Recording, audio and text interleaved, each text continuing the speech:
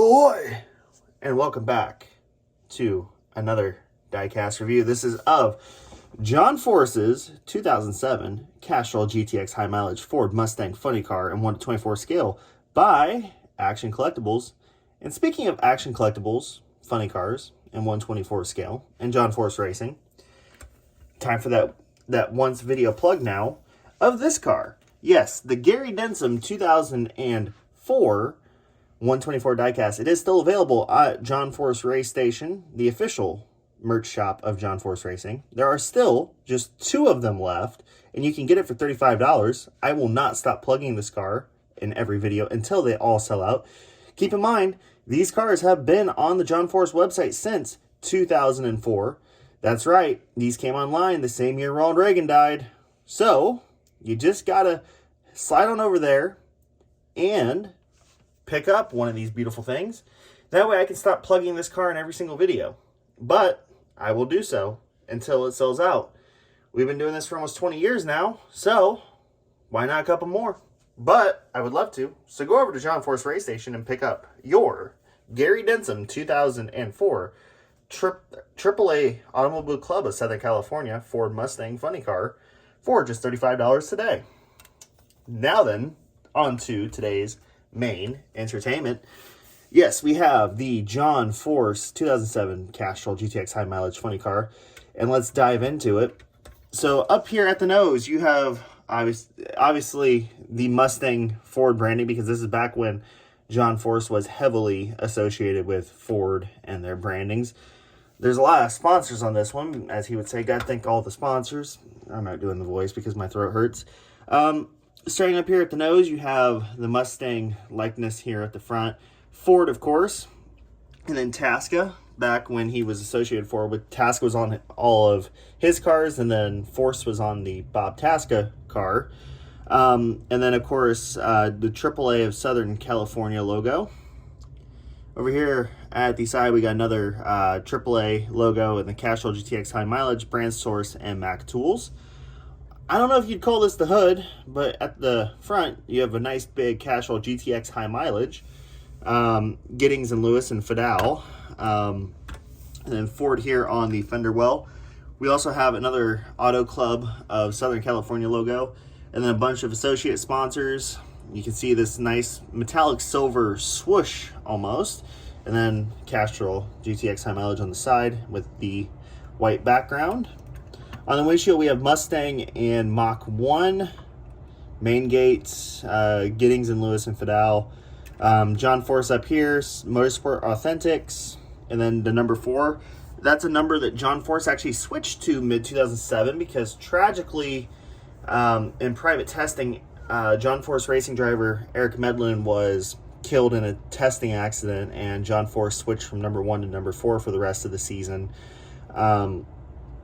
And I don't know, that just had an effect on the entire team, and to this day, all the John Force cars carry an Eric Medlin sticker on them.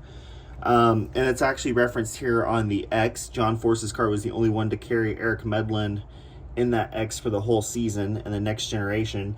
Later on in the season, John was actually driving the Castrol Syntec car that Eric normally ran, and he himself was very badly injured in a crash at the Texas Motorplex, which ended his season. So obviously 2007 was not necessarily a great year for John Force racing as a whole.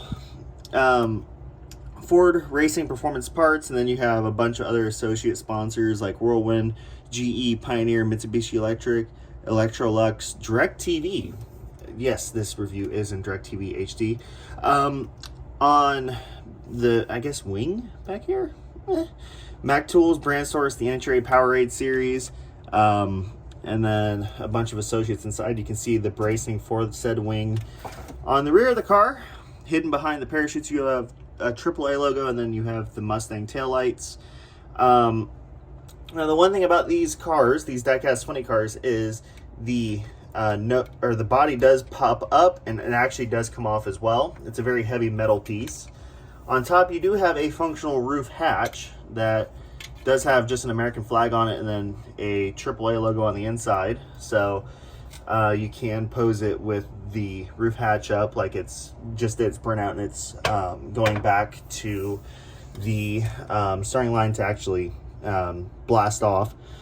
Here's what you get under the bonnet, the actual body of the car itself. Up at the front, you have the fuel cell, the 2 fire extinguishers. You have brake lines running to the discs. You have your nitro engine here, blower. You can see obviously the headers. You have everything like your oil filter, your belt, some hoses, all your cabling running to the magnetos. All that fun stuff. You can see your clutch pack back there. And there's actually a decal on said clutch, as you can see. And then you have your seat with the belt, steering wheel. You have an electronics cable running in there. And then you also have your Goodyear Eagles all the way around. You have more tubing and cabling. These here actually run to the parachutes.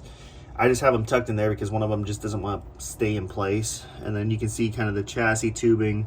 Here's underneath where your oil lines, your oil pan gasket, or your oil pan, excuse me, blah, and all that fun stuff. So very, very complex engineering to get all this stuff in there. You know, in terms of your detail, it's almost perfect for what you pay for them. You know, these are typically go for over $100. And right now I'm trying to get the twin to this car, the Ashley Force car, which is just an inverse livery of this one.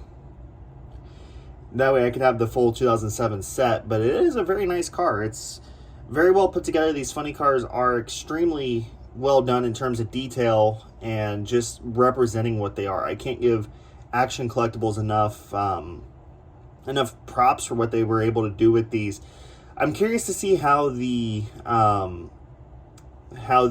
Auto World ones stack up in comparison. I do have a 2019 Robert Hight car inbound, so I'm very curious to see kind of how that one compares in terms of its quality and detail. I don't have my hopes up too high, but, you know, I could be pleasantly surprised. But I guess that's going to do it for this diecast review. Don't forget to go pick up your Gary Denson car. And yes, I am checking every day to see how many of those are left. I just find it funny that after almost 20 years that diecast is still available, new from John Force Racing. But anyways, that's it for this diecast review, guys. Hopefully you enjoyed it, and we will see you in the next one. As always, guys, peace out.